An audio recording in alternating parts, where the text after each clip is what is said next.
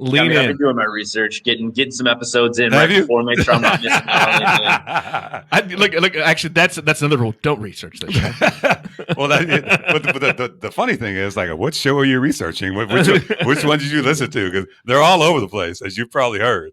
For sure. I mean, I listen to so many like podcasts all the time. It's like certain things fall off, and I'm like, all right, what did I miss? Like on the last, like I don't know, who were our most recent guests? Like, I was just listening to one with Taylor Jones, and I was like, damn, I miss me some Taylor. Like, that was a good episode. That was a fun episode. I left hungry actually. Yeah. He's an asshole. Well, shit, let's get to it. I know you're on a time schedule, so we'll be right back.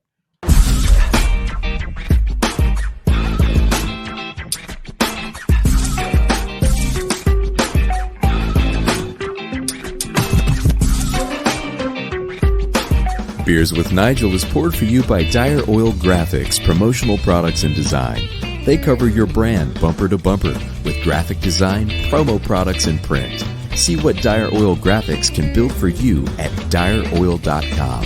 That's DYEROIL.com. I got that in just in the nick of time. You did. Welcome to Beers with Nigel. I'm Nigel. That's Nick. I'm that other guy. It's a beer. It's a show about beer and what? And other things. Other stuff, things. Look, we've got another. Wait, what's it say? Other stuff. Well, he's G'd up with the Always swag. be branding. Now, if you want a hoodie, beerswithnigel.com. That's where you can get them. Anyway, little plug right way there. to promote. That's what we're here for, isn't it? Well, I think it's supposed to be. We're just not very good at it. We're going to promote somebody that I know well, and it's one of my homies. Welcome to the show, Nick Applegate, the Iowa Project Brewing Company. What's up, dude? Not much, guys. Just living the dream up here in Northwest Iowa, getting some nice, decent-ish weather and kicking beers out. That's awesome. Tell people where you are. Yeah, so we're up in Northwest Iowa, like I said, Spencer, Iowa specifically. It's about 20 minutes from the Minnesota border, in case you're, thinking how far is Northwest Iowa, because nobody actually knows. That's where it's at. We're about, I guess, probably 40 minutes from there, 20 minutes from the lakes, Lake Okoboji. It's big, kind of lake and sea, something like Ozarks up here. So we're right up here, kind of the last official city before you're 3 miles away from any type of civilization for the most part. So, yeah. Are you guys close to like Minneapolis or some bigger city, right? No, not Sorta? really. I mean, no. I mean, the lakes are the closest thing. So we're 3 hours from Minneapolis, 3 hours from Des Moines, 2 hours from Sioux Falls, 2 hours from Sioux City or That's not far. It's not bad. I mean, that's a trip for me. I don't care. Like, let's go up there. I do that probably at least almost once a week at this point. I try to give myself like a business day where I go out, drink beers, drink coffee, do office stuff, plan the brew schedule and get things moving. That's like where it's, those trips are close enough you can go if you want to, but far enough you got to plan it. Yeah. Yeah. Like if you ever need a good day, like a nice day of driving just to clear your head and just get right, it'll do it for you every time. Especially when there's beers on the other end. Absolutely. And you can go to another state really quick. So that's awesome. You can get some different beers and shit. So speaking of beer, what are you drinking? I was about to ask him the same thing. Yeah. So we're drinking Dun Dun Dun by Hop Butcher out of Chicago. So I've heard of these guys about 1,000 times. Yeah, me too. Pop up on support and does not disappoint. Some good shit. What are we drinking? We are drinking the new Blueberry Donut Imperial Stout from Crane Brewing right here in Raytown. Yep. It's delicious. It's a 10%er. Yeah, it's a big boy. Thanks to our buddy Johnny for picking this up for us. Thanks, John Bedoin. Shout out to Junior. Junior, we'll give you the first two beers. Don't bitch at me when you see me. It's all good. So Nick, let's start with this. Before we get into the brewing part of things, we always go back to, when you were younger, craft beer wise. What was the first thing you remember that was craft beer that you were like, oh shit? I mean, I don't know if it probably has to count now considering where seltzer's at, but I mean, I was crushing those Smirnoffs early on. That was probably the first shit I ever drank. I don't think we've had that answer before. No. And I was crushing those Smirnoffs. You know what? I mean, it's fitting with, I started this, my buddy that I started the brew with up here, like a high school friend. So like, I think that was probably the first time we ever drank was like yeah, what are we getting? And someone grabbed some Smirnoffs, and I just never stopped getting shit forever. But, after that, it's probably Boulevards, like Boulevard Pale Ale, wheat, stuff like that was good. You'd go out and I'd grab stuff like that. I remember Bully Porter. I remember having that beer and was like, this tastes like shit. And I still don't care for it. Everything else is on the table, though.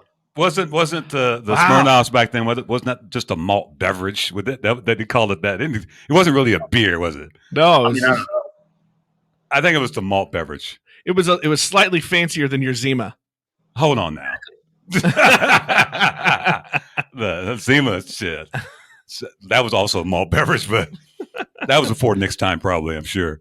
I mean, I've had a Zima. It's well, I'm sure you have. Remember, it came back a couple years ago. Remember that shit? I mean, that's when I had it. I'm not quite as old as Z-Grams. I mean, I've had a beer. Oh, damn. By the way, you were referring to him. Right? Absolutely. Like, I would said never Gramps talk as about in plural.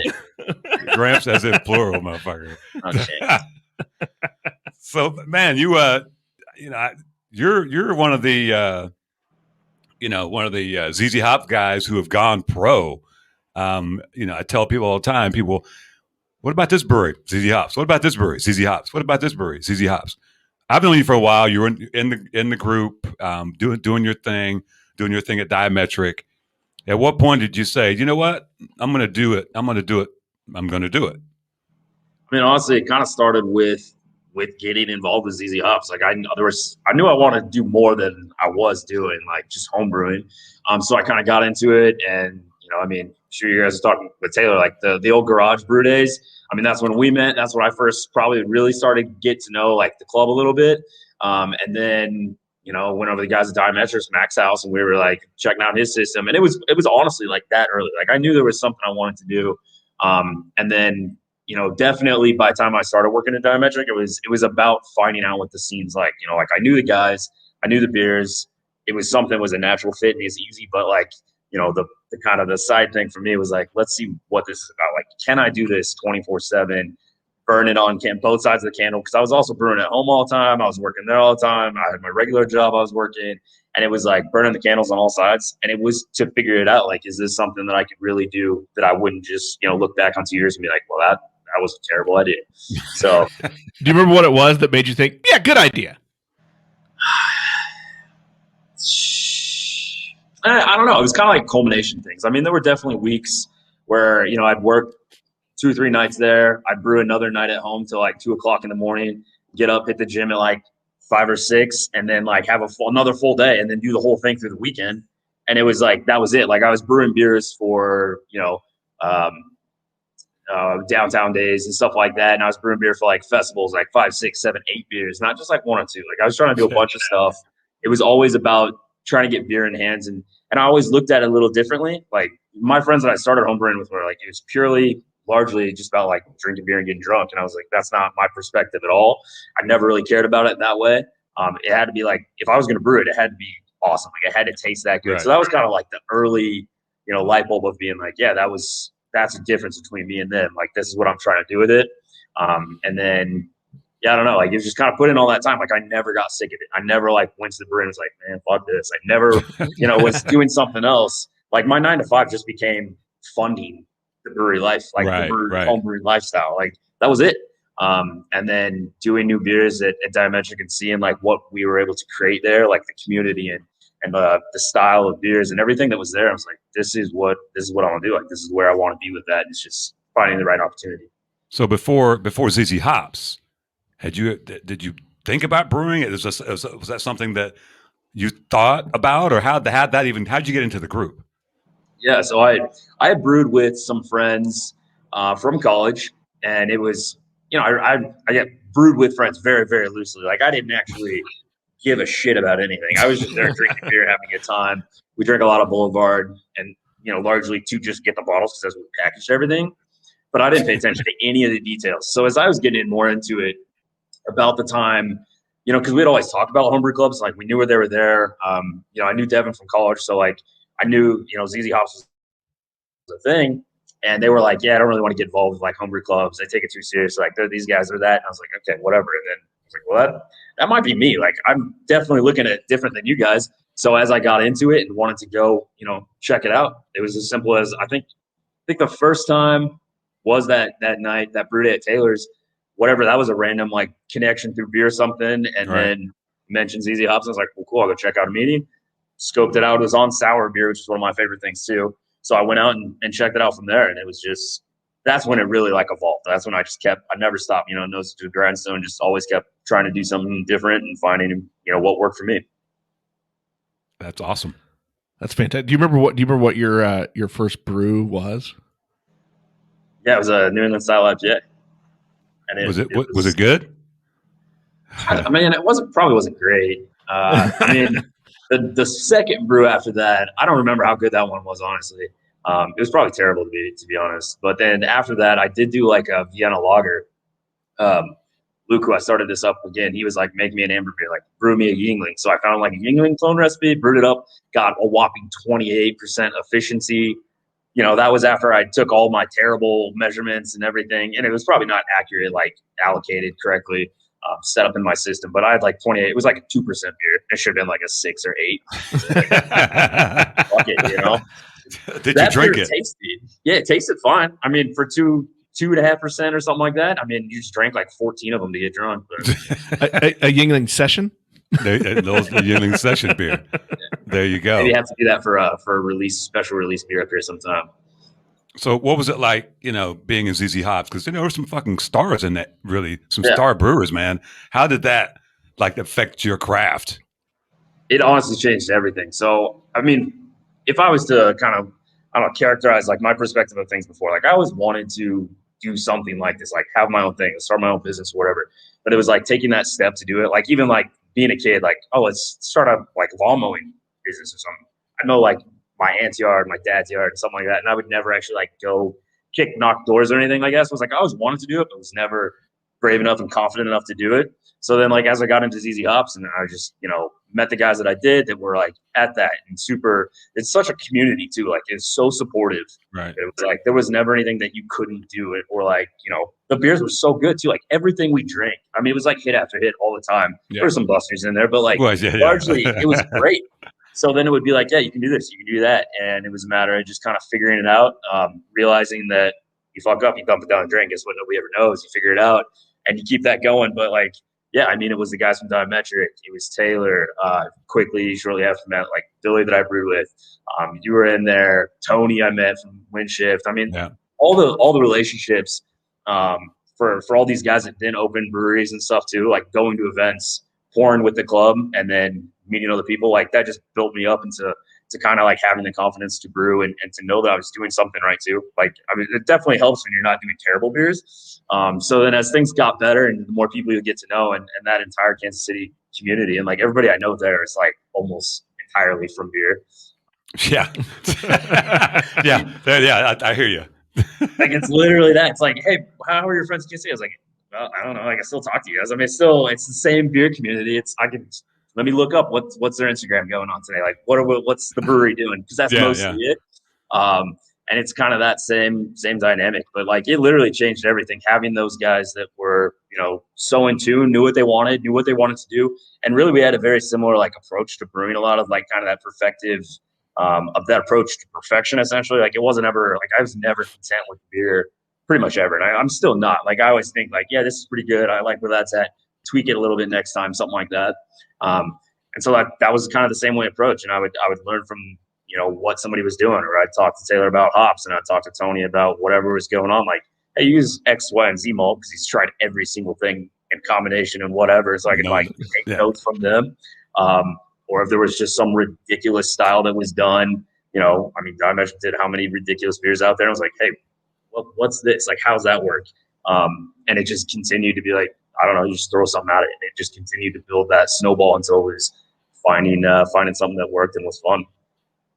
What is your style and approach? I mean, are you doing crazy stuff like the guys at Diametric? Are you more of some traditional styles?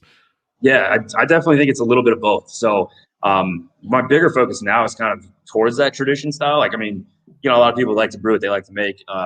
And so it started off with like New England's and sours. That's what I did home brewing. That was kind of my impetus and like what I was trying to do with this. We're still doing some barrel aging projects, some of that mixed fermentation downstairs. It'll grow over time. So that'll be half, something later. But then New England's fruited sours. I try to have like an entire series around dessert style beers, or desserts, not necessarily dessert style. So I don't love lactose. We don't brew with a lot of lactose, but I still want it to have like, if you're drinking a peach cobbler beer, it should taste like fucking peach cobbler. Like it's that simple. So I try to do things like that, and find inspiration around those ideas. So, and then just kind of always evolving around that, but then focusing on like, what are the beers that people identify with up here? What do they want?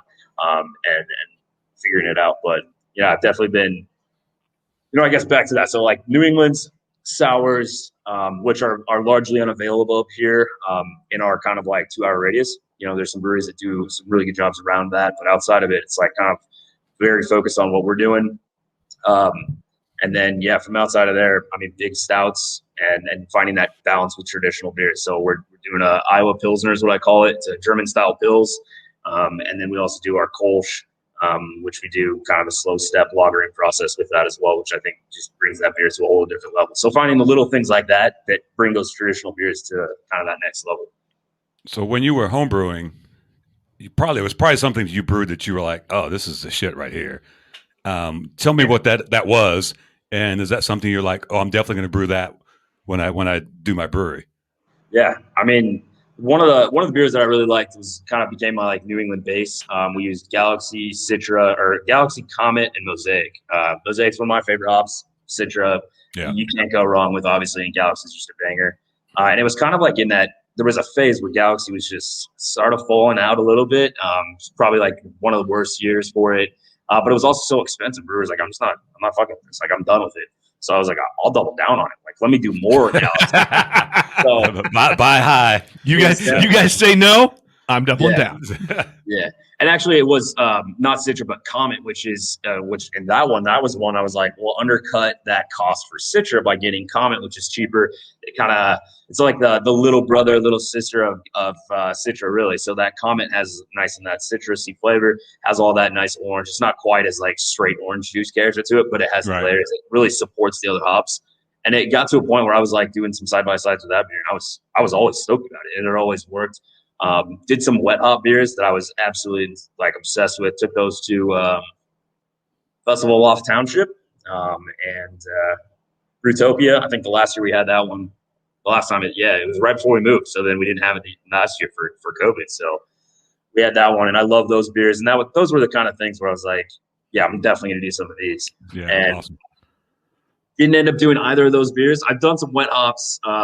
Just kind of like something else a little bit. Did a wet hop Hellas, which was pretty good, but didn't do a wet hop New England, and then didn't end up brewing that same New England style, which is like funny now because Mardo out in Sioux City out here, I've been getting to know those guys. They do almost the exact same beer, and like the first time I drank it, I was like, motherfuckers, like this is my beer. Like nobody brews this. Why? How do you have my beer?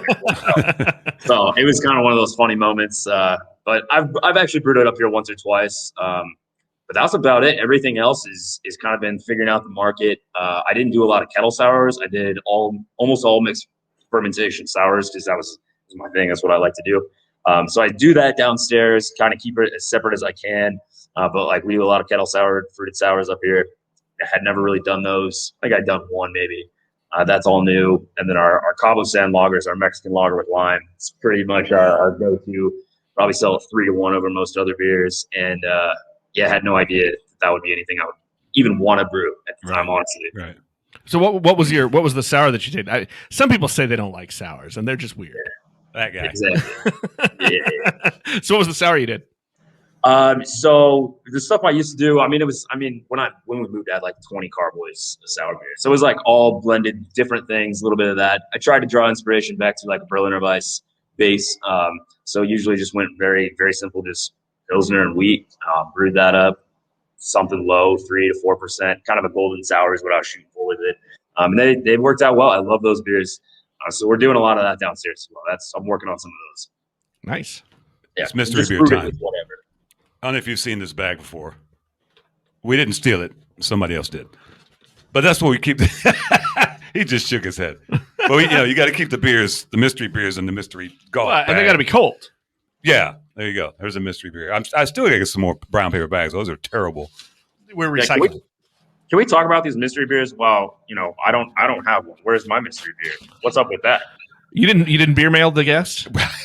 I I mean, I didn't know that should be a thing. I should send you a mystery beer. Yeah, I mean, You have to definitely. promise not to open it though. I mean, sure. What we got there? Narrow Gauge Brewing, King OJ Run. It's an Imperial India Pale Ale. Shout out. That's another. By the way, we've gone from a 10% to a 10%. Okay, well, we're keeping it consistent. Damn right. Shout out to Scott Kranz for delivering those to me. That's the. Is there a better beer delivery friend? Now he's the best beer delivery friend. I mean, that's the first family Kansas City beer. Well, I mean, not even Kansas City. He's been at your brewery, Scott Kranz. I'm like, he goes everywhere. Love that guy. Yeah. So brought beer up here. I know. Oh man! By the way, all you do is crack that, and you can smell it. It's fantastic. That's a great brewery. You know where they're out of, right? I do not. St. Louis. Man, I'm gonna have to walk away. He doesn't like St. Louis Cards fans. That's his problem. They're the worst. Anyway, wow. I mean, there you go, brothers. You know what? I haven't met many that dislike both. Oh, for sure. They're terrible. They're terrible. They're the same. I thought most Iowa people were also Cubs fans. I mean, I'm not an Iowa person, but they are, and they're fucking terrible. So you're not an Iowa person? I mean, I lived up here growing up for a couple years. Went to college in like South Iowa, so like on the border. Okay. That's about it. So I mean, I'm not like, I have friends that lived up here. We hang out up here. But it's not like I moved home to do this or anything. I just kind of was like, hey, take the advantage of opportunities that were in front of you. So how did this happen? Hold on. Wait a minute, because the way Nigel told the story to me was that you moved home to open a brewery. I never said that. He didn't say it, but that was like this. I said he moved to Iowa to start a brewery. So what made you say, man, KC's okay? I'm going to Northwest Iowa, where I'm Spencer, 2 miles from, as you put it, nowhere. Yeah, I mean it is a long ways from nowhere, but it's I mean, first and foremost, let's not get twisted. I love Kansas City. Always love going back. I'll take that 6-hour drive any day to get back and just have a beer or whatever. And you do it like it's nothing. I know. I mean, it's no big deal. It's just a little short drive. But and it wasn't about that, couldn't do this in Kansas City or anything like that. It was just like, I mean, for example, like listening to the podcast with Taylor, he was like, they tried to open a brewery several times. And I know several brewers have had that, they've gone through the steps and they've had a partner and they've had finances backed up and then everything falls through. And I was like, this is an opportunity that was like right in front of me. It's my best friend from high school is so, back that up. So my best friend from high school and I had been talking, and it was one of those things where you can only, drunk joke about opening a brewery for so long until your friend's like, well, let's open a brewery. Right. So based on that, we kind of continued to just bullshit about it, and finally was like, hey, the city actually wants a brewery. And there is one brewery 20 minutes north of us. It's largely a distribution brewery, so very different product and different game than us. So was he living there in Spencer, or what's the story? So his wife's family's from this area, so they moved up to Spencer about 3 or 4 years ago. Well, shout him out. Tell us who it is. Yeah. So my buddy Lucas Klein. If you look him up on Facebook, that's where you'll find him. Sorry for any pictures, but yeah. So he said sorry for his pictures. Exactly. You don't want to look at that. So there's a lot of clicks happening. Yeah. But no, we decided to jump in this kind of both feet. I mean, literally from like start to finish, it was like 9 months probably. And it was one of those, it was like, well, this is kind of what we want to do. I was working on it and, the idea, working on business plan and working on concept and financials. And the more we kept kicking the tires and finally like sat down and talked with the bank, it was like, all right, well, this is not just like real, like we're pretty much doing it right now. Like this is happening. So then it was kind of a shit or get off the pot. Like we kind of to see where it goes again. We're like, we should probably list our house and see if we can sell it before we go any further with this. And then the house sold. And then it was like, and then we were under contract on our building. We're like, well, I guess this is actually happening. Like, let's go. So obviously there were real decisions along the way, but it was kind of like that. It was one of those where I was like, this is what I want to do. Like I'm ready. I know what I want to do. I know what it's going to take. I think that's a big thing that made me ready for it, was like I had seen the behind the scenes of Diametric, like what those guys do is crazy. What it takes to open a brewery is an insane amount of work. And if a lot of people knew what it takes, they would absolutely not do it. Not do it, right. So that said, I do. And I was like, yo, let's go. Like that was another, like, where's that light bulb moment? I was like, I knew what it took and I wasn't about to just walk away. I was like, yeah, let's do this. It's a great idea. So yeah, we quit my job and packed up and sold our house, and here we go. What did the wife say about this when you were like, "Hey, let's"? I mean, at Honey, first, I want to open a brewery in another town, in another state, In Iowa, with my old high school friend that I'm sure you love hearing the stories.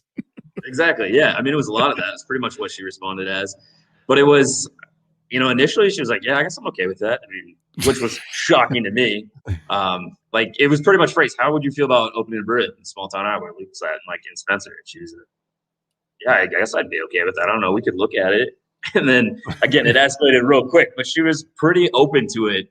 And if anything, she was more concerned about me. She was like, "You're the city boy. Like you're gonna miss Kansas City way more than I'm gonna miss Kansas City." And I was like, "Okay, sure, whatever, I guess." But yeah, so she was pretty open, very supportive actually, and realistically, like would have never been able to do this without that like immense support from her to do that. I mean, it was she's been in through a lot of shit to get this together, and still works. I mean, she has a regular full-time job still, and still works in here like all the time.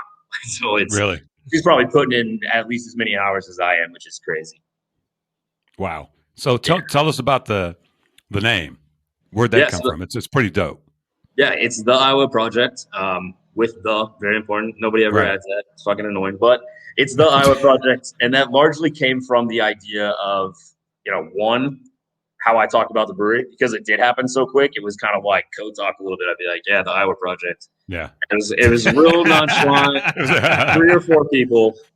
And then as we were looking through, ideas, name ideas, there weren't a lot of ideas that really resonated between the two of us. And this one was like an abrupt halt of like, I kind of like that. Like, all right, well, let's sit on it. Let's come back.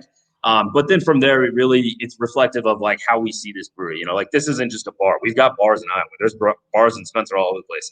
We want this to be a brewery and a part of the community. This is an internal project where we're doing something beyond just brewing beer and getting drunk. Like, you can do that too. That's always fun. But like we want this to be a project within the community. We want this to be a place for people to be able to come and have a good time, friends, family, young, old, pets, dogs, kids. I put that all in one thing, by the way.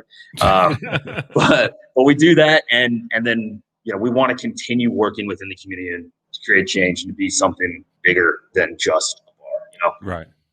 So I think that's in a nutshell. I like it. How would you describe your brewery if you were inviting somebody and it's, well, I've never been to Spencer, Iowa, and why would I come to Spencer and why would I come to your brewery? What would you tell them? I mean, you just kind of gave us a synopsis, but what can we expect when Nick and I come up there and do a live podcast? Yeah, definitely. Which is happening. Perfect. This is a good idea. I mean, it's like I said, it's 2 hours away from nothing, but you're guaranteed to have a great experience. I mean, so when you come in, one of my favorite things is that you're gonna get bartending and service from myself, my partner, and my wife, 2 or 3 friends that help around here. So you're getting a great experience with that quality craft premium beer with something new and exciting all the time. So we've got 14 taps, 13 beers, a couple guest taps in there that kind of showcase some premium product around the state or the area, some fun stuff that we get our hands on. But we're really trying to build a unique community experience, both with whoever else is going to be in here. So you might not know everybody, but you will pretty quickly. And then you're gonna love the beer, and you're gonna love whatever's going on at your table. Like we want you to be here and facilitate something fun and something special. Now I saw on the Facebooks that there's some food situation going on where you guys are really kind of doing the pairings. Are you guys doing food, or who's doing that? Are you hooking up with somebody? Yeah, so no, it's just us. Obviously with our KC background, we love that Kansas City barbecue. So it's, believe it or not, I was not known for its barbecue. So we're trying to kind of fill that void a little bit. I mean, if that opens up opportunities one day to do something else, great. But in the meantime, it's also a fun way to showcase your beer. I think everybody knows like beer brats and things like that. Like that's cool. But you can do a whole lot more with this. So we marinate or brine almost all of our meals, all of our barbecue in a beer. And then we also use that same beer in pretty much every step of the way. So whether we actually used our Endeavor IPA on pulled pork the first time we ran with that. And in that one, we did a marinade of almost entirely IPA, a little bit of additional seasoning in that. We made a Carolina-style mustard sauce with that IPA as the cornerstone in there. And then we did a side of beer mac and cheese. I mean, and those were, a lot of that stuff is like family recipes, like what's your favorite style? What do we like to do with it? Well, that's how we're going to serve it to you. Like we love when we go to like family Thanksgiving, we're getting this big fat of mac and cheese. I just threw a bunch of beer in there and made it awesome. But otherwise, it's the same thing. So yeah, it's all usually 3 steps, at least 3 kind of like cornerstones of beer in the product is what we're trying to do with that, and then showcase that. And then I've done a terrible job of it recently, but we're sharing the actual recipe itself. So like the first one we did was a coffee stout brisket, and in that one I listed like all the ingredients, all the times, all the cook times, everything about that product, so that you can make it at home. And we had a couple friends do that actually, and it was really cool to see that happen, and like for them to go home and make that, same thing with. Usually it's a bourbon baked beans or barbecue beans that we would make with it. Instead, we did, coffee stout barbecue beans, and that'd it was be awesome. fantastic. Yeah. By the way, I'm going to do that soon. Yeah. Get on the Facebook. The recipes are on there. I'm going to get it. You know what I'm saying? So do you ever have them? Are they bringing their home cook back to you? You getting samples? I haven't gotten any yet. It doesn't last long from what I hear. I think the last group I talked to said they all devoured it. So I had some friends over and they killed it. You might have to change your system. We'll share for samples. We'll share you the recipe, but you got to bring back samples. Yeah. Yeah, that's not a bad idea. I mean, we'll definitely do that. I'll get nice and plump. That'd be perfect. This Narrow Gauge is really good, though. That's fantastic. That's a great IPA. By the way, I think that's my word of the show. It's fantastic. I feel like I've said it a lot. You always say fantastic. There we go. That's that's one of your favorite words. So, what's Spencer, Iowa like? I've heard good things. I hear there's a couple of good hotels and that sort of thing, and know. I mean, it's a small knit community. We're about 12,000 deep here, largely residential. Downtown Strip is a state highway, so there's a lot of going on right down here. State highway being 20 miles an hour, so don't freak out. Are you on the Strip? Absolutely, yeah. So we're actually on Grand Avenue is the main drag through town. And so if you think 100 years ago or whenever things are old, there would have been just like your 1-lane highway or 2-lane highway, and it would have just been like your diagonal parking, and that's downtown. That's where you go to get everything along your route, your travels and stuff. So it's very much the same way now. It's actually one of the things that kind of like appealed and brought us up here was this downtown scene and the fact that it was booming. We're seeing a lot more like younger entrepreneurs and business owners, like us, that are coming in trying to do something different, unique, and build that community around whatever they do. So that was huge, and that's really what downtown's about here. And then otherwise, like I said, it's largely a pretty tight knit community, very family focused. And then everything kind of happens downtown. I mean, this is where it's at large, so it's a pretty fun spot for kind of how we do it. So was it a transition for you living in Kansas City and moving to a small town? Dude, every day is like culture shock sometimes. Just because it is different, like when we go to Minneapolis or something, it's a different perspective of like COVID alone. Like COVID largely is not really on top of people's minds here. So that's different, but that is also a huge part of like how we run the business and how we affect things and how we, we're an example to the community to how things need to go. So we think about that kind of stuff all the time. So I look at that, like how are the guys doing in Kansas City? Like what is going on? Like our tap room's completely shut down. And guess what? We should probably be shut down too. But if we're not, how do we be safe? How do we do that kind of stuff? So we do that, but it's, otherwise it's not crazy. The hardest thing is weather. Like I would say take whatever you have, good or bad weather in Kansas City, cut that in half, drop it by 20 degrees. And that's what we're sitting at for the most part. So, I don't know if that's the greatest description of weather, but it's 20 degrees colder and windy as hell up here. But that's part of that 20-degree drop. So what you guys are how old now? Has it been a year? Yeah, we're almost a year. So May 22nd is what we're calling our canniversary, when we first opened with cans only. Yeah. While the shutdown was still in place. And then June 27th will be our anniversary, actually. So that's the 1 year. How has that been? Opening a brand new business in a new town, right in the middle of the pandemic. A blast, to say the least. I mean, it's absolutely great. I wasn't going to hear it. I wasn't expecting that. By the way, I've interviewed a lot of people about the pandemic. I've never heard anybody go, "Yeah, it's a blast." Yeah. Well, I mean, I do think my perspective and the way we look at it is very different. I mean, we were born in COVID, like quote Bane, like we were born in the darkness. We were born in the suck of this shithole of COVID. So we don't know any different, like, mask mandates, limited seating, bar closures. We actually started with the bar and then closed the bar. So that sucked. We had a little bit of that, but it's not like we were open for a year and having this experience, this huge growth and having all these booms and making big plans for something and then an abrupt halt. Like we saw this coming as it was happening, right? We were going through the same thing everything else was, but we weren't over leveraged. We weren't sitting on the edge of our seat early on thinking, this is what we've got going on. This is where we're at. This is blah, blah, blah. We didn't have all these other plans and we weren't making millions beforehand and then just abrupt halt again. Right. So when we did open, I planned early on just regular ass growlers, like glass growlers. I don't know if you guys remember those from like 20 years ago, but those are still a thing up here. Yeah. So we run those pretty heavy. I got 16s and 32s is what we usually run. And that was an immediately like, hey, if you're not necessarily comfortable staying all the time, we can do fills and have more of that availability. And guess what? That also means we're not in that dance for cans all the time, which was a shit show. Yeah. Yeah. And, at the same time, like we're small enough that doesn't really hit us too heavy.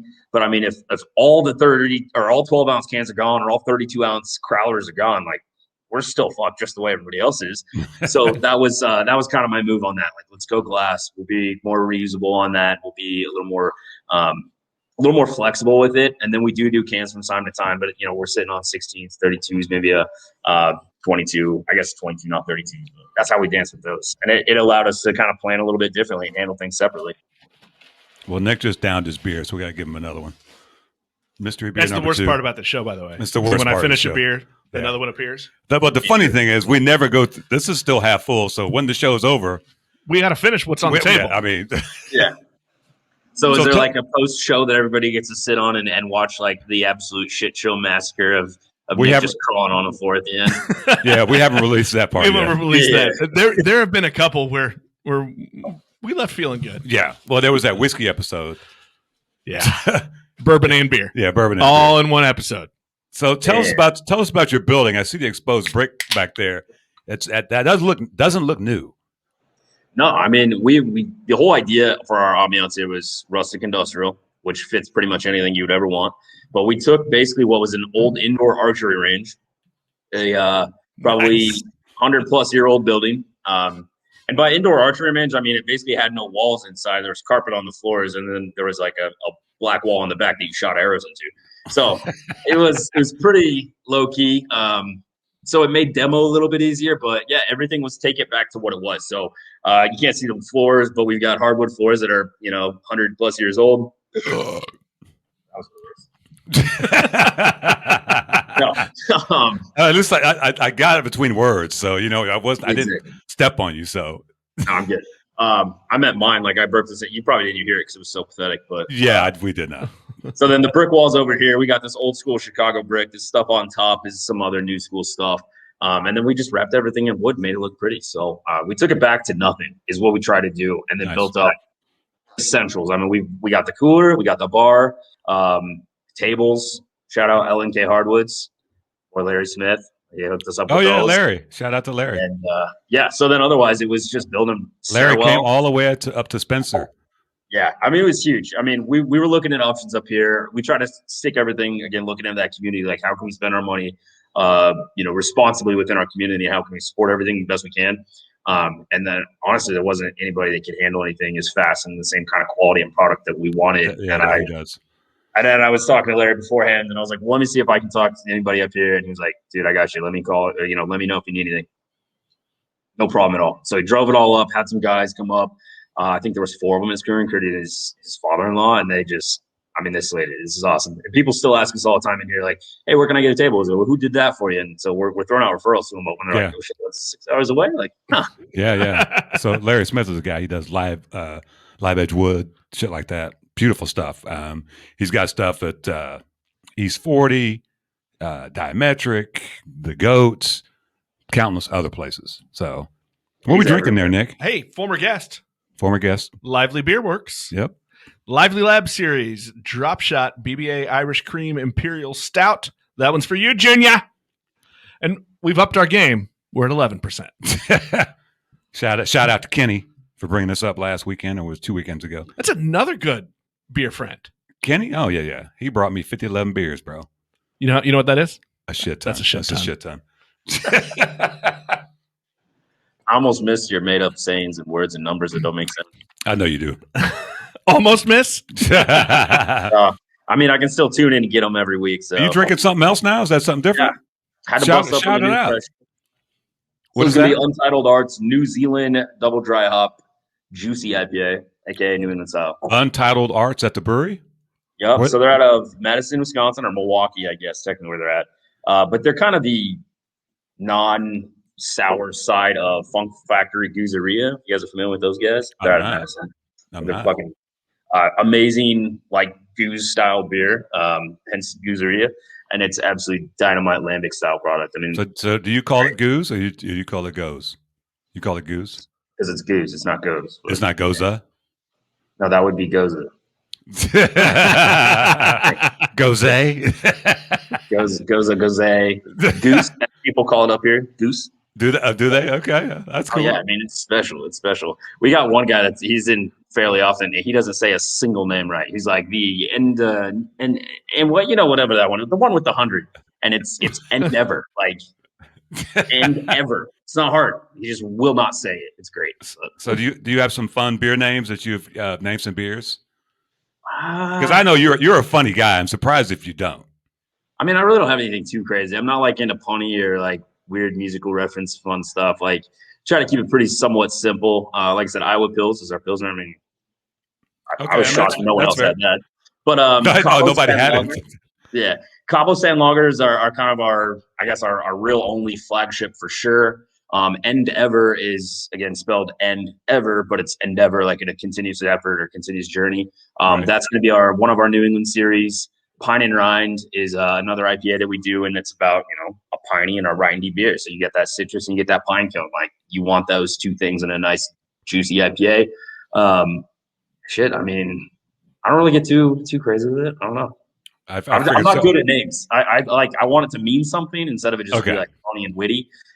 Which is probably everybody else that I'm like, hey, got any cool beer names? I'm like, no, those all fucking suck. You just got one. You just got one, funny and witty. I don't know what that beer's going to be, but there you go. Yeah. I feel like that's going to be some like rainbow fruit sour thing. You're right. Yeah. We did a couple. I called it Smiles Only because it was like, you drink it, it's smiles only on your face. That's all you did. I like it. Joy and happiness, because again, that's all you think of when you're drinking that beer. We did some of those things, but like positive, uplifting, meaningful names is what I try to shoot for. I don't know. I've got a huge list of beer names on here that are probably more of that funny, slightly inappropriate shit that just haven't had the balls yet to release any of those yet. So do you have a notebook of beer names?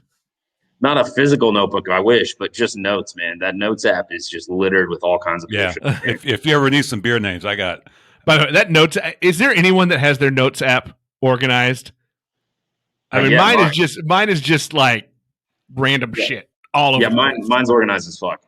Yeah, I got like 4 pinned at the top that need like specific things, and then it's out of control. But let me see if I got any cool beer names in here that really need a shout out on there. But there's some good ones in here. I've never met anybody that organizes their notes. You don't have enough notes then. Yeah. No, I do. They're just not organized. I wanted to call one Faux Hearts. I don't know if that's really that funny, but Ho Farts. I figured that'd be a Valentine's Day beer, but it didn't work out. What's been the response to your beers in that little town? It's been huge. I mean, everybody's been very supportive. We walked in day one being like, $6 beers is how we roll. I mean, that's kind of the status quo for craft beer. Right. And average beer price at bars, I don't know, it's probably like $2 or $3. And then, I mean, it's that kind of a bar market. Right. And then the other breweries, probably $4 to $6 was their average range. And that 6 was like probably like an 8-ounce imperial stout. So we kind of set the tone with that. And so it was a very, game changer when it was like, hey, you know what you're getting when you come here. Like, it's going to be a little different. And it didn't make a difference. Everybody came in. They loved the beer. They loved the product. Like I said, Cabo San Lager took off. People loved it. All the IPAs have gone well. And sort of we've been playing that game since of like, what do people like the most? And how do we continue to do those kinds of beers? So the one thing I probably just continue to not do enough of is like big, thick stouts. And that's purely because I just want to like get better at it before just pumping out stouts all the time. Right. But I know that also means you need to pump up more out stouts to get better. But yeah, so people have been loving the stouts, and it's a little more niche in a lot of those ways. So like I said, Cabo, we're pushing out left and right because everybody wants that easy crusher. I guess I could probably explain that beer, but it's a Mexican lager with lime. So can't go wrong with that. A little more malty than kind of like a Juan Moore that's going to be like just a really light, crisp lager. This one's going to be a little bit maltier, and then that lime in there that adds that cut of citrus. I mean, that beer, we'll have tables just crush that for like 4 hours, and that's awesome. Yeah. So we do that one all the time, and then everything else is like kind of staggers behind that. But we've got guys that live on the stouts. We got people that live on the IPAs, and literally like a big group that just only drinks sours. So Really? yeah, we did so that dessert style series, we called it what the hell do we call it? Soho, Southern Hospitality. So like you go home, you get mom's cooking, whatever your favorite Right. dessert that you get. So that Southern Hospitality series. Our first release was Peach Cobbler. We did that on our initial release, our grand opening, sold it pretty quick. It did sell out. And then the next weekend we released Raspberry Crumble and sold that shit out in like 4 or 5 hours. Like completely gone. And so that one still like lives in infamy. That's the only sour we've brewed like 3 times. Everything else we kind of sprinkle in from time to time. And that one we just can't get enough of. So we'll be doing that one again pretty soon for sure for the anniversary. But that's been like the sour game has been, most people up here had never had sours. Like, especially like anybody local. They were like, I had no idea. I didn't like sours before I had your sours. So I was like, well, thank you. Great compliment. Appreciate that. Right. Yeah. Now I have an IPA. So, but they go back to those every time. They just love the sour. And so, yeah, I mean, it's awesome to see that change. We've got a lot of guys that, never thought they'd like a craft beer at all. They go to the store, they're just getting Busch Light, Coors Light every single time, twice. And now they like a sour, or they like, whatever else it's going to be. Ciders, we do guest tap ciders. Those are taken off as well. So, yeah, at the end of the day, everybody's super supportive. It's been great. We're trying to, return that favor love, like really focusing on that project and getting back in the community this next year is really going to be our focus. And so we're going to be doing a hell of a lot of that kind of stuff. Like how can we support sports teams or a community project or whatever else is going on, because they've been so huge in getting us here. Now it's time for us to get back a little bit. Yeah, I was going to ask what that's been like, because you started off at the very beginning talking about that community aspect was what really you wanted to do. What's the community response been there? Yeah, I mean, like I said, they've been super supportive and awesome with us. I joined up on a couple boards in town to kind of help out with some different things. One is kind of it's called Spencer Main Street or Main Street. It's throughout I think the nation, kind of revitalizing the downtown. Main Streets. Yeah. Yep. So we do Main Street. I'm on ours here. Perfect. So I do that up here, and that's been a fun thing. And getting to know other business owners and seeing where we're at with those things, and other community influential people from the city. They've been super supportive and helpful in those things. And so now, right now, one of the big things that is kind of working on, and it might seem kind of pretty like small and not a big thing, but we've got an old rocket ship slide that we're redoing, and it's called Restore the Rocket as a project. But basically, it's like an old, it's like 40 or 50 years old. Those things are awesome. Those are like 1950s. Yes. So like we've got that thing. We already ripped it out of the ground. They're working on it. They're renovating it and getting it all into pristine condition. And then we're going to put that back out there. So we're doing a beer with that, where all proceeds from the beer are going to go to the project. Cool. We're calling it Return of the Rocket. Nice. And it's going to be a bomb pop inspired sour with cherries, lime, and blue raspberries. We'll see where that goes. But we'll have that one out in about 2 weeks. We're going to do a half can release and then half tap release, and hopefully just run that bad boy out of here. And we're really excited to see where that one goes. Yeah, Scott Cran's going to have to fire up the mobile for that one. Yeah, I might come up there. Shit, I might come next weekend. 24th, 23rd, 24th. We're actually having a live music 23rd, the Friday. First time we've had live music too. That's kind of a whole new thing. Like the artists we've been talking to, they haven't done anything since COVID started. Yeah. And we're like, hey, this is a great time. Like, you ready to go? Let's do something. So what's the restrictions? Have they lifted restrictions in Iowa? What's the story there? Well, we haven't had restrictions since ever. So your tap room's been open and all that business? Yeah, we've been open since we opened the tap room June 27th, other than a week when I had COVID, or 2 weeks rather. Other than that, that was it. But we had, so the restrictions, and I think it was like when it was still, I'm trying to think when it actually happened, but mask mandate was the last one we actually had. But you can do full capacity though. Yeah, we've been at full capacity pretty much the whole time. They had, I think it was a recommendation, not even a requirement, for social distancing. The old recommendation. Yep. Same with bar closure. So like we closed our bar from the beginning, at least like right behind me, we had that closed up until about a month or two ago when the mask mandate was lifted. And that was because like we couldn't space our tables and have it like reasonable behind you to have people sit. So that was why we did that. We cut out an extra table during that time. So we lost 8 seats plus the bar. So I mean, it really, our tap room was set up. The only thing that it actually sucks, so like the table I'm at is an 8-seater, 6-foot table. So 8-foot table, however big a table is. And that was one of the biggest things that we tried to limit it. Like we want it to be kind of communal. Like when you go to Casey Beer Co., you've got those big ass, beer hall style tables, and you're sitting next to Joe Schmo. You never met Joe Schmo, and now you're buying beers for each other. Like that's what I wanted here. I wanted that forced community within people. And we really couldn't do that, but now we're getting a little bit closer to it. So like we have been open, we had social distancing, we had mask mandates, but today it's all no hold bars. So we're probably one of the last businesses in town / I don't know, maybe in the state of Iowa that require masks in any shape or form. But yeah, that's kind of where we've been. It's to the point of like, again, like we were born into this. This is just the shit that we've had. We've also had very, very lenient government requirements as far as where our COVID restrictions have been. So that's been very helpful for us to continue normal business as much as we can. It sounds like you have regulars already. Yeah, we got a few of those guys. Yeah. That's awesome. Well, that's the thing. I mean, Tony's about to be at Winchester's about to be 2 years old. And they've got 2 years? They got it this next month. Damn. They got a shit ton of regulars. People I see every weekend. It's crazy. I mean, so in a small town like that, when you're the only game in town, because you said the next closest brewery is how far away?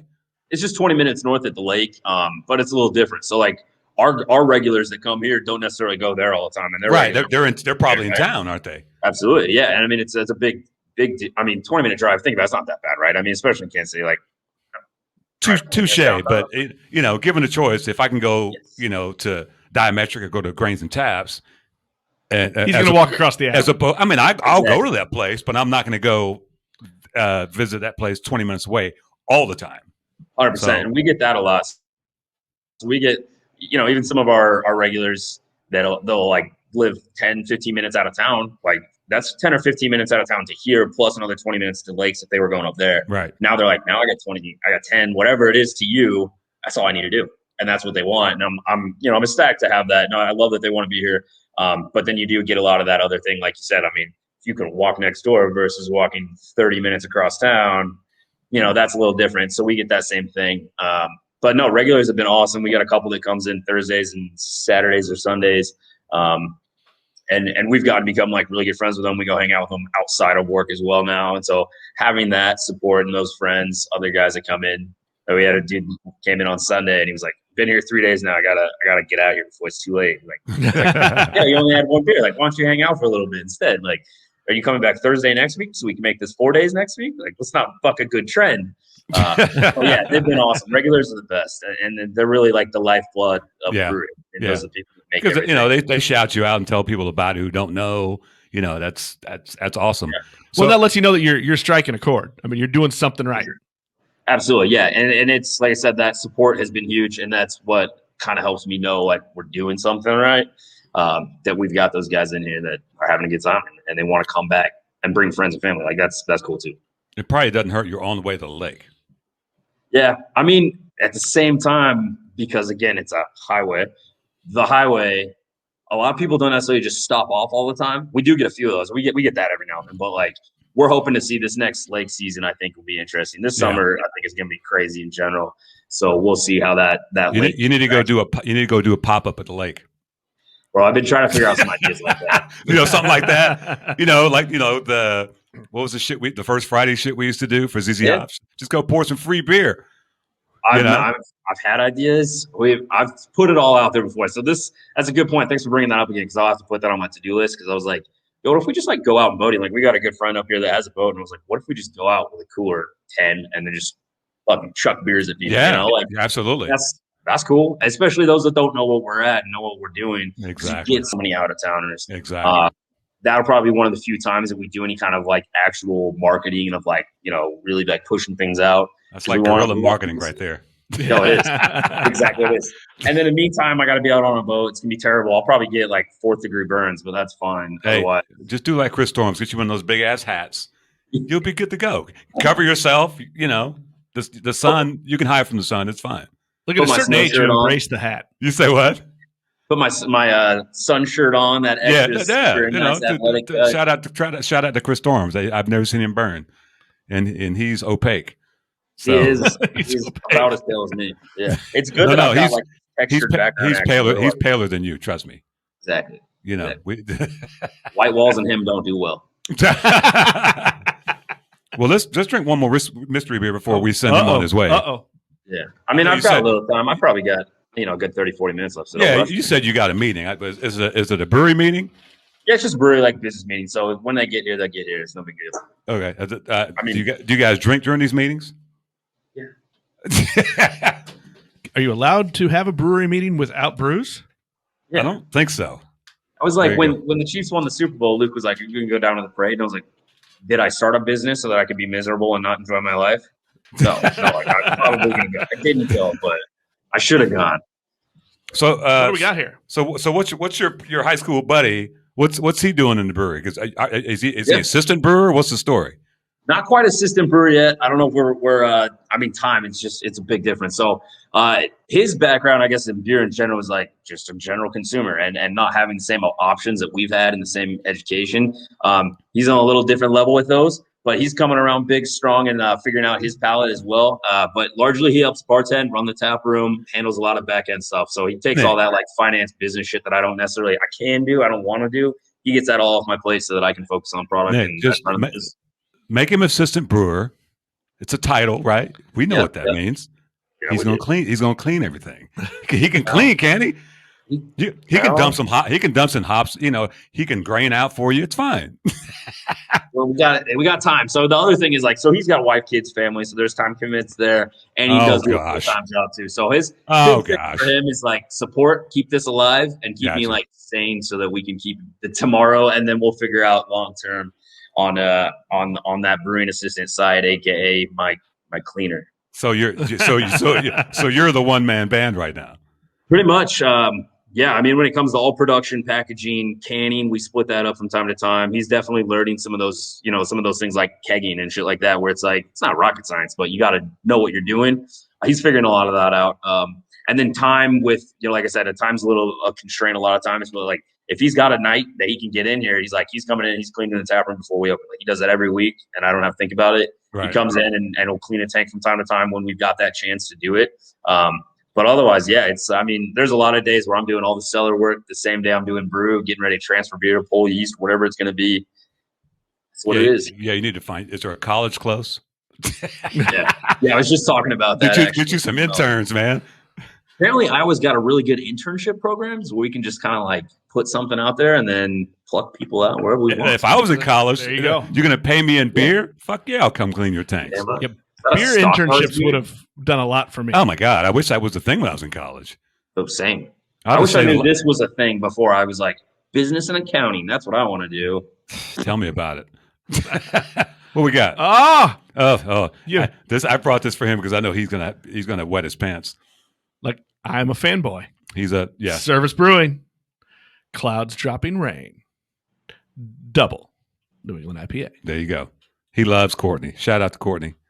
Yeah, we all love Courtney. He does good work. He actually has a shirt that says Courtney Servaes fanboy. Nice. One of a kind. It's one of a kind. I don't want anybody else being a fanboy. Again, if you would send out these surprise beers and share the surprise beer, your guest might be like ecstatic. Like, what you got? What is this? You know what? That's actually good. That's actually a good idea. That's a good marketing idea. But this is the problem though. On podcast days and mystery beers, I go to my refrigerator. I'm like, I'll guess. I was trying to clean my beer spill. He tried to end the show. He's like, I'm done with Nick. I'm not editing that out either. Let's get rid of Nick's in this one. See you later. But that was just us censoring, right? Because he was saying bad words. Was he? Yeah. So no, basically, the mystery beer. I go to the bottom rung of my Frigidaire, and I was like, okay, because you can't get to the back, right? For sure. Because there's too much beer in there right now. So I'm like, well, the first few. I'm like, what? And of course, I really was going to bring 2 IPAs, but it is what it is. So you actually picked these out. This wasn't really a surprise for you. Like, this was just a surprise for No, me. it's really. See, you have to understand. When we first started the show, I just drink beer. yeah, I didn't pay attention. He didn't really know about Oh, craft man. beer.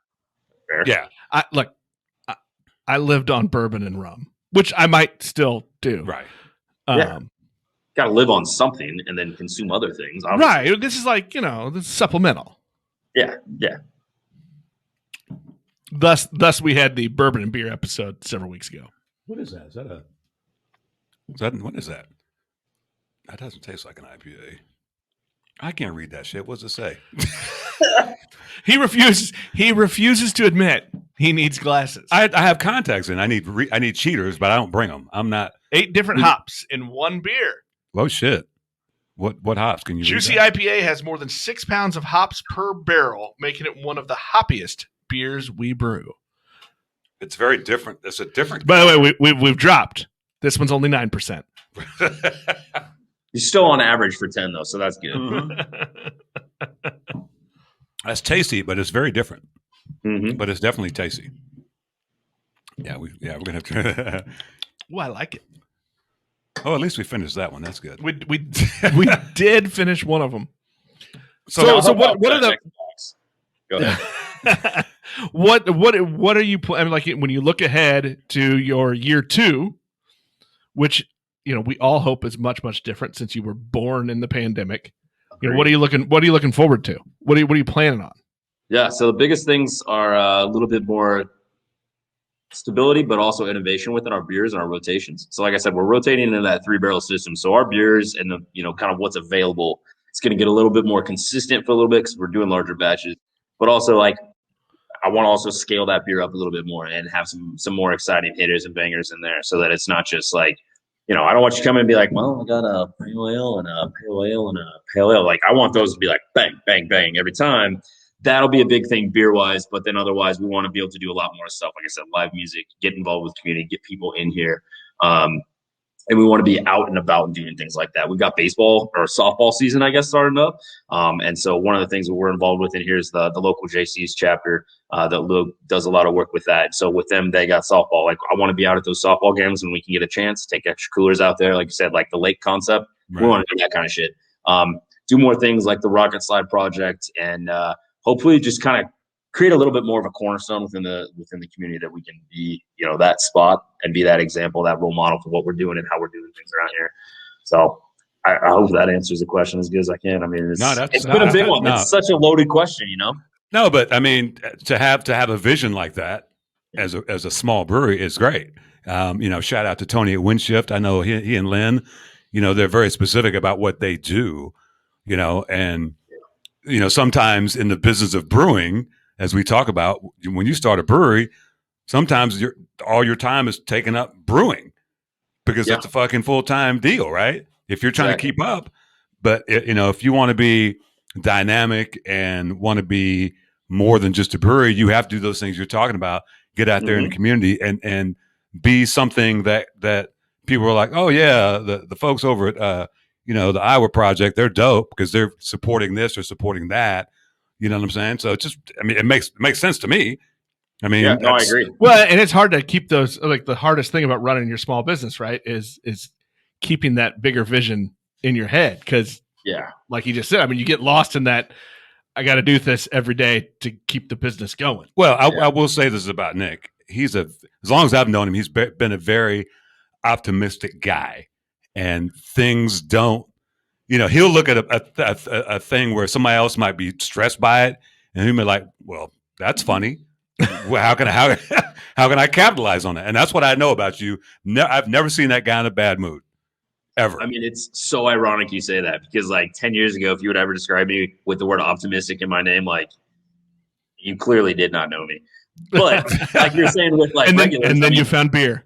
Yeah. I mean, Good beer. That's the point, right? Like, I mean, I must be doing something right because that's how I want that to be. That's how I look at it, and that is truly how I view things now. But again, it's come a little long journey figuring that one out. But shit, I mean, that's what happens when you get older. That's what's supposed to happen. You're supposed to get some fucking wisdom, and you're supposed to be like, okay, have you found that yet?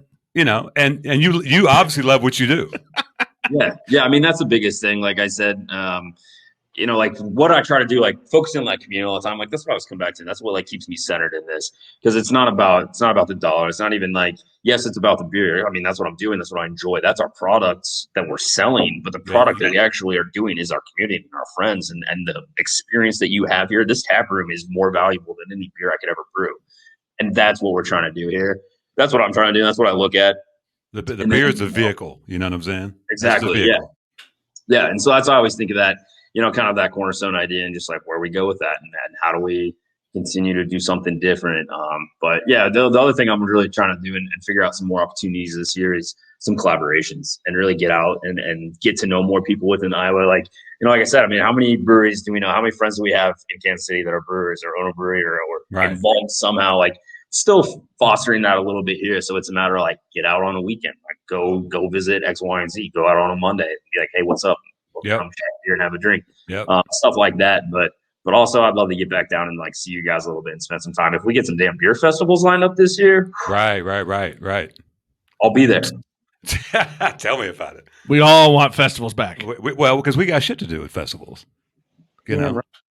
I mean, we drink beer, talk about beer, and other things. I mean, we've made this work on this. It's fine and dandy, but I kind of miss having people come to the studio. Oh yeah, that was fun, and then going out and doing some of the. Would we do that shit. like 3 times?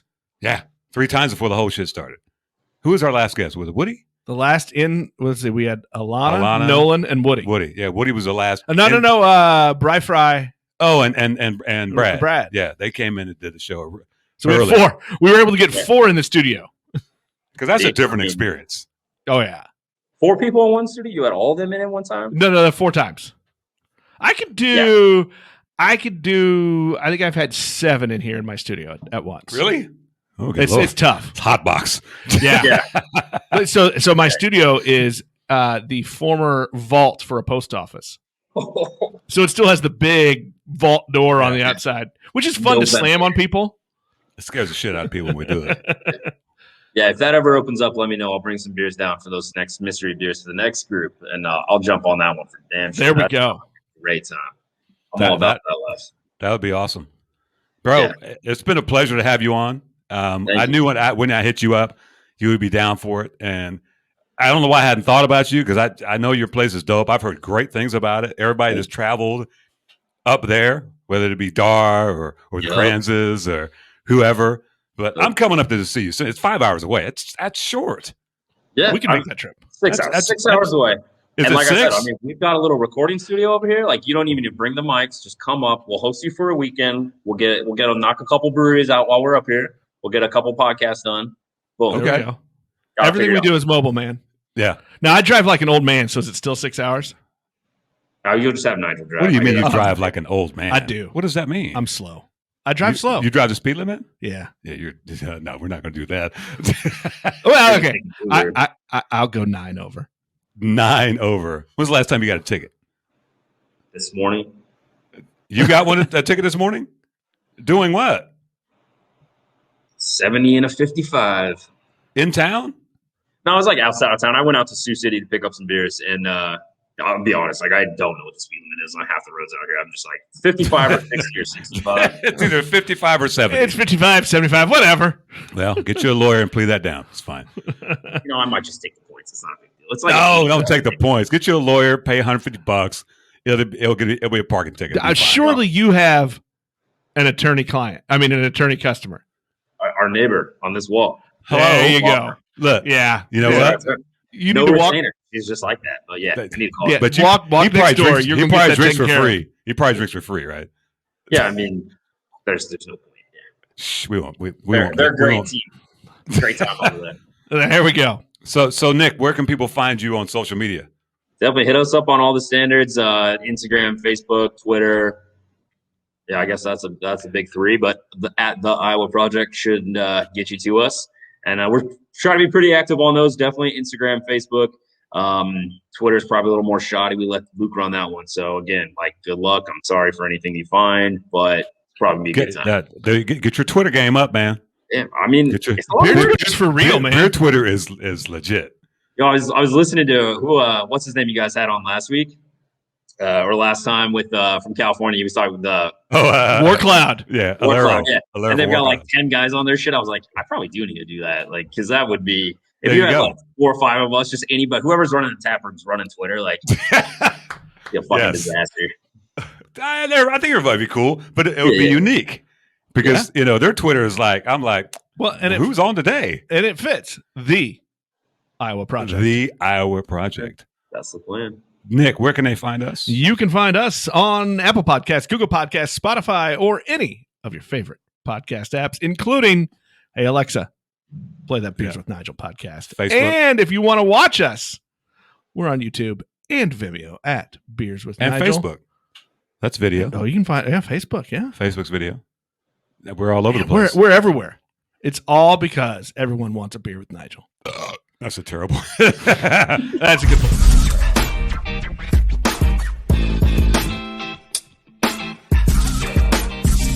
You've been listening to Beers with Nigel, a show about beer and other stuff, hosted by Nigel Woodbury and that other guy, Nick Parker. Beers with Nigel is poured for you by Dire Oil Graphics, providing bumper-to-bumper graphic design, promo products, and print services. Find them at direoil.com. Beers with Nigel is a proud member of the Fredcast Network and is available on all of your favorite podcast flavors. Find Beers with Nigel on Facebook, Twitter, Instagram, and ask Alexa to play the Beers with Nigel podcast.